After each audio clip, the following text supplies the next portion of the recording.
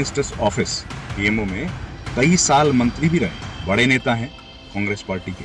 उनका नाम है पृथ्वीराज चौहान और उन्होंने कहा है कि 19 दिसंबर को देश का प्रधानमंत्री बदल जाए। कि अगर आज चुनाव हो जाए तो 99 से बढ़ेंगे तो कम होंगे। आज अगर चुनाव हो जाए तो 200 सीट कांग्रेस अकेले पार करने की स्थिति में है। शांतिपूर्ण तरीके से व्यवस्था को बनाए रखें और शांतिपूर्ण तरीके से प्रदर्शनकारियों को क्यों नहीं बोलते? आप में दम नहीं है क्या? मैं शुरुआत यहाँ करूँगा। क्यों करोगे सर? मैं यहाँ का प्रदेश अध्यक्ष हूँ, मैं यहाँ शुरुआत करूँगा। जो भाग अध्यक्ष हूँ। ओके, आप शुरुआत करना चाहते हो? मसला क्या है? भाई साहब वो तो कृष्णा नाम समझेगा। भाई साहब तुमने क्यों लगा रखा है ये? लोग इन लोगों ने और सलमान नाम से इनका बारकोड आ रहा है और यही लोग पेशाब मिलाना थूक मिलाना जैसे काम है। नमस्कार, मैं हूं जगत सिंह अवाना और आप देख रहे हैं सर इंडिया टाइम्स। दोस्तों, भारत की राजनीति कभी पहले ऐसी नहीं थी। भारत की राजनीति में कभी ऐसी घटनाएं नहीं घटी थी।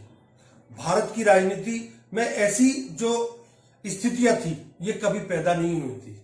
ये किसी प्रदेश की राजनीति नहीं हो रही है, ये इस देश की राजनीति हो रही है, जहां से देश के लिए कानून बनाए जाते हैं, देश की संस्थाएं केंद्र के निहित होकर काम करती हैं।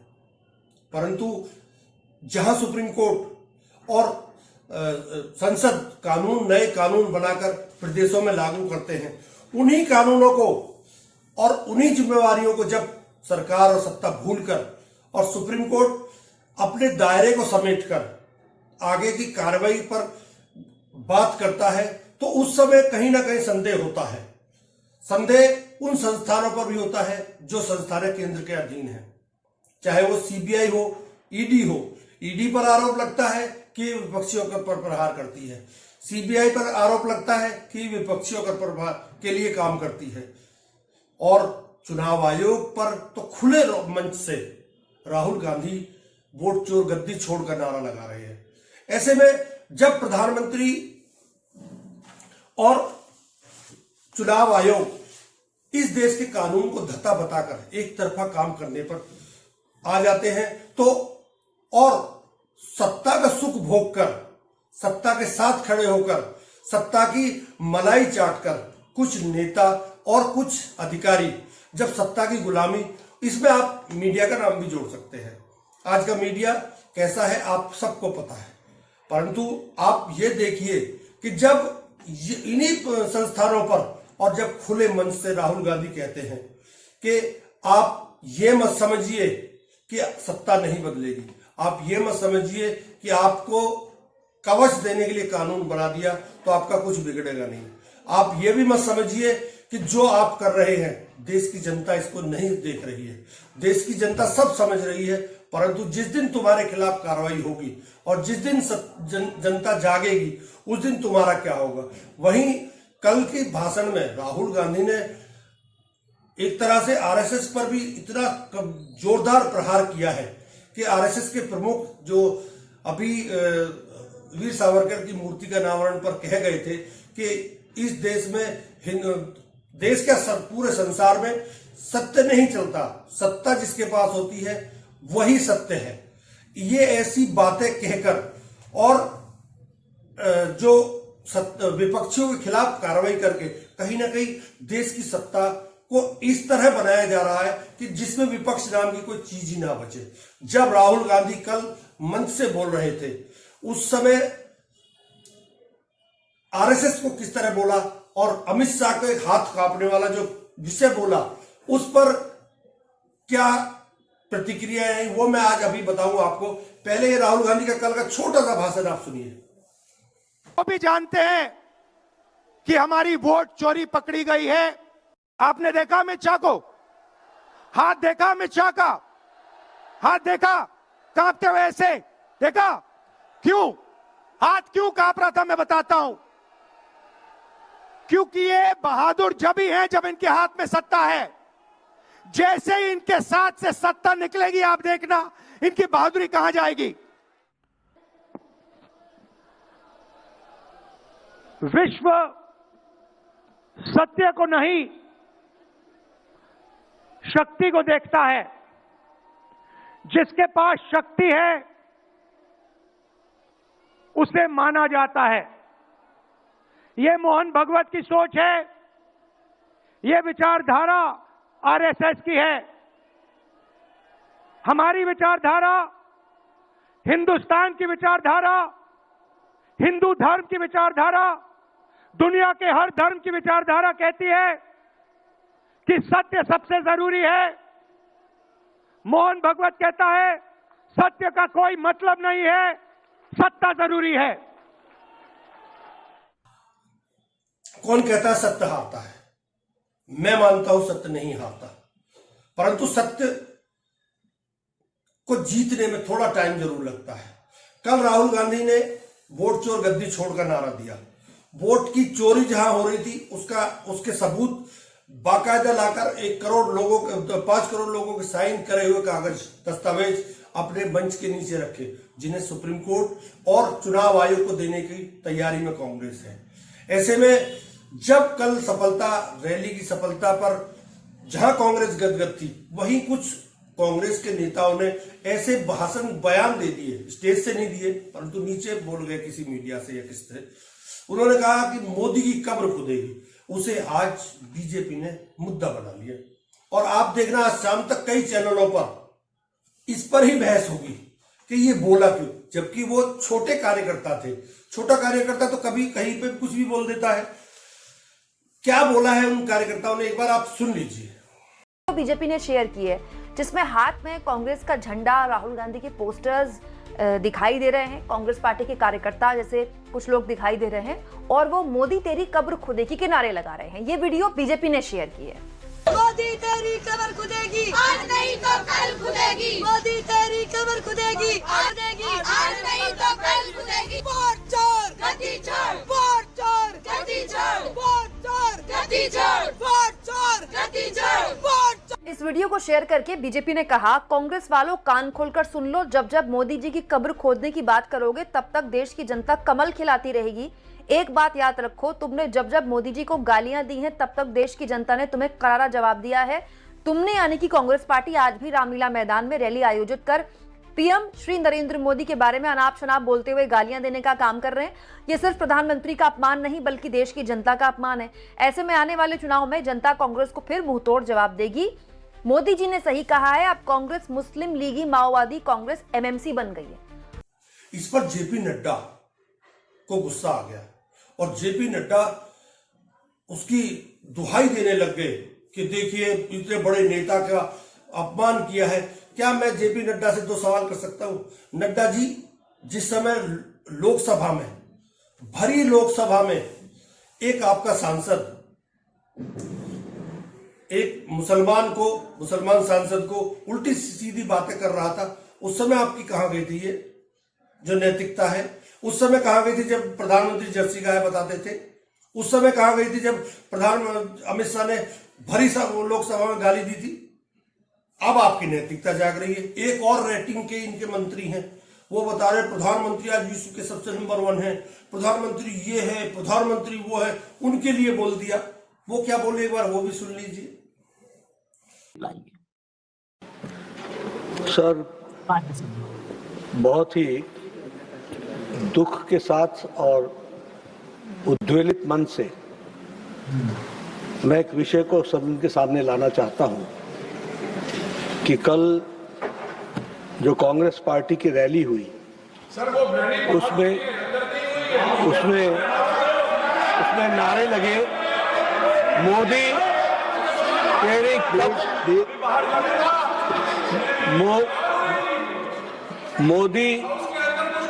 मोदी तेरी कब्र खुदेगी, आज नहीं तो कल खुदेगी। ये इस तरीके के नारे कांग्रेस पार्टी के सोच और मानसिकता को दर्शाता है। ये नामदारों के झंझलाहट को स्पष्ट इंगित करता है और साथ में इस तरीके की बात कहना एक प्रधानमंत्री जी के खिलाफ और मृत्यु की कामना करना, यह अपने आप में बहुत ही निंदनीय है। इसके लिए हमारे नेता प्रतिपक्ष और कांग्रेस पार्टी के नेता यहाँ बैठी हैं, आदरणीय सोनिया गांधी जी, इनको देश से माफी मांगनी चाहिए और देश से माफी मांगनी चाहिए और ये नामदारों की झंझाट है इसको समझना चाहिए। और मैं ये भी कहना चाहूंगा कि राजनीति का स्तर कांग्रेस पार्टी ने इतना गिरा दिया है जो कल्पना के बाहर है। हम लोग सब इस सदन का सदस्य है, अलग अलग पार्टी से। हम लोग एक दूसरे का विरोधी है, हम दुश्मन नहीं है। आप बात को सुनो, गंभीरता से सुनो बात को।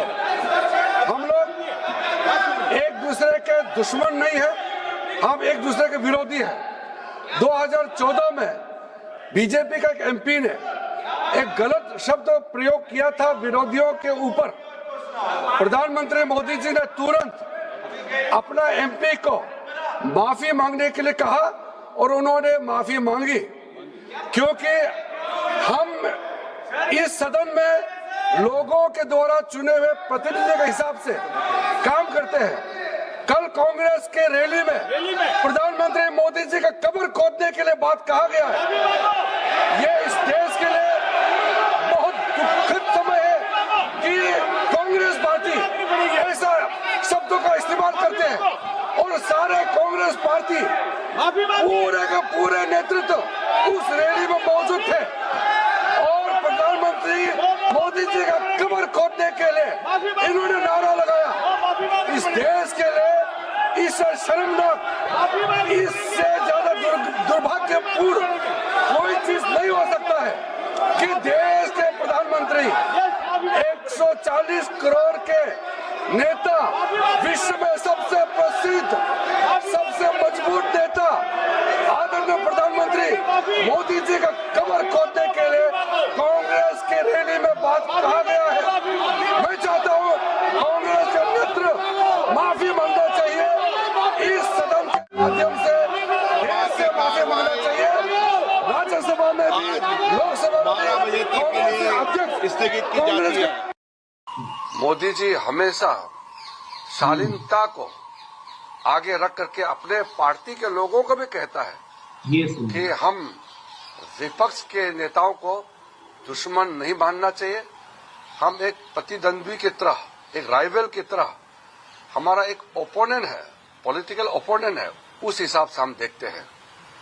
और जान से मारने की धमकी, कब्र खोदने के लिए जो ऐलान किया गया है, ये राजनीति हमारा देश के लिए बहुत नुकसानदायक है और माफी मांगने से बिल्कुल देरी नहीं होना चाहिए। मैं बहुत साफ शब्दों से कहना। ये सुधांशु जी हैं, ये बहुत पढ़े लिखे आदमी हैं। ये राहुल गांधी को औरंगजेब बता रहे हैं, राहुल गांधी को औरंगजेब का सरदार बता रहे हैं, राहुल गांधी को पता नहीं क्या क्या बता रहे हैं। ये खबर है, ये खबर छपी है, इस खबर को भी आप देख लीजिए एक बार। रवनीत बिट्टू राहुल गांधी को आतंकवादी कह देता है, तब आपको पता नहीं चलता कि नैतिकता क्या होती है। 750 किसान बॉर्डर पर मर जाते हैं, उन्हें आपका ये गोदी मीडिया पालतू पिल्ला आतंकवादी बताता है, तब आपकी नैतिकता नहीं जागी थी। मारवा जो आपका विधायक है दिल्ली का, वो राहुल गांधी को बम से उड़ाने की धमकी देता है, उस समय आपकी नैतिकता कहां गई थी। नैतिकता का पाठ पढ़ाओ, सबको पढ़ना चाहिए। मैं ये कहता हूं सबको पढ़ना चाहिए, परंतु वो पाठ आप पर भी तो लागू होना चाहिए साहब। आप कोई दूध से धुले हुए हैं, आप इतने बढ़िया थोड़ी हैं जितने आप समझ रहे हैं अपने आप को। जो आज लोकसभा में हुआ उस पर मनोज झा आरजेडी के हैं, उन्होंने भी कुछ बोला है, उनकी बात भी जरा सुन लीजिए। उनका ऑब्सेशन है मुगलों से बहुत बड़ा, बादशाहों से, तौर तरीके भी बादशाहों वाले हैं, शौक भी बादशाहों वाले हैं। बादशाहों को इमारत बनवा के अपना नाम खुदवाने की आदत थी। अगर ये पैरामीटर है कौन मुगल बादशाह कौन फलाना बादशाह, तो बीजेपी में बहुतायत में बड़े बड़े ओहदेदार उस श्रेणी में आएंगे। सवाल ये नहीं है कि किसने क्या कहा, सवाल ये है कि अगर तुम्हारे लिए कुछ कह दे तो तुम्हें बुरा लगता है और तुम भरी लोकसभा में साला कह दो तो कोई दिक्कत नहीं है, उन्हें कटवा दो, काट दीजिए काट दीजिए काट दीजिए, उन्हें आप ये बोल देते हैं। प्रधानमंत्री बिहार के चुनाव में क्या क्या बोल गए थे आपको याद है? मंगलसूत्र किसने बोला था? भैंस चोर किसको बोला था? मंगलसूत्र चुरा के ले जाएंगे ये किसने बोला था? बाबरी मस्जिद बना देगी कांग्रेस ये किसने बोला था? क्या ये सब नैतिकता के दायरे में आते हैं? वाह, आपकी नैतिकता दूसरे की नैतिकता पर आप इस तरह सवाल उठाएंगे। राहुल गांधी ने कल जो बोला वो खुले मंच से आज तक किसी की हिम्मत नहीं बोलने की। उन्होंने खुले मंच से बोल दिया कि जिसको जो करना कर लीजिए, मैं ये करके रहूंगा। अगर ये सब होता है और लोकतंत्र को बचाने के लिए ये हो रहा है और लोकतंत्र बच रहा है हमारा, हम इन बातों से, तो हम फिर राहुल गांधी के साथ हैं। क्योंकि जब वोट ही नहीं रहेगा हमारा, आज तक मेरे पास कोई बीएलओ नहीं आया है, मैं अपनी पर्सनल बात कर रहा हूं, तो कैसे एसआईआर हो रहा है? मेरे घर का वेरिफिकेशन नहीं हुआ, मेरे बच्चों का वेरिफिकेशन नहीं हुआ, तो कैसा एसआईआर है ये? आप नैतिकता की बात कर रहे हैं। आप दूसरी तरफ बताते हैं कि रोहिंग्या आ रहे हैं, बांग्लादेशी आ रहे हैं। कितने बांग्लादेशी आए? कितने आपने आज तक डिपोर्ट किए? 5000 11 साल में। मनमोहन के शासन में 80,000 से ज्यादा हुए थे 10 साल में। आपके 11 साल में 5,000। नैतिकता की बात करते हैं। नैतिकता आपकी उस समय कहा जाती है जब वो स्मृति ईरानी भरी लोकसभा में जवाब दो सोनिया गांधी, जवाब दो सोनिया गांधी, तो ऐसी बदतमीजी भाषा बोलती है। अब आपकी नैतिकता याद आ रही है। नैतिकता का पाठ वो लोग पढ़ाए। भारत की राजनीति में नैतिकता की कोई अहमियत नहीं है हालांकि, परंतु पढ़ाए भी वो लोग जो खुद नैतिक हो। जो खुद अनैतिक हो वो दूसरे को नैतिकता का पाठ ना ही पढ़ाए तो अच्छा है। नमस्कार, बहुत बहुत धन्यवाद।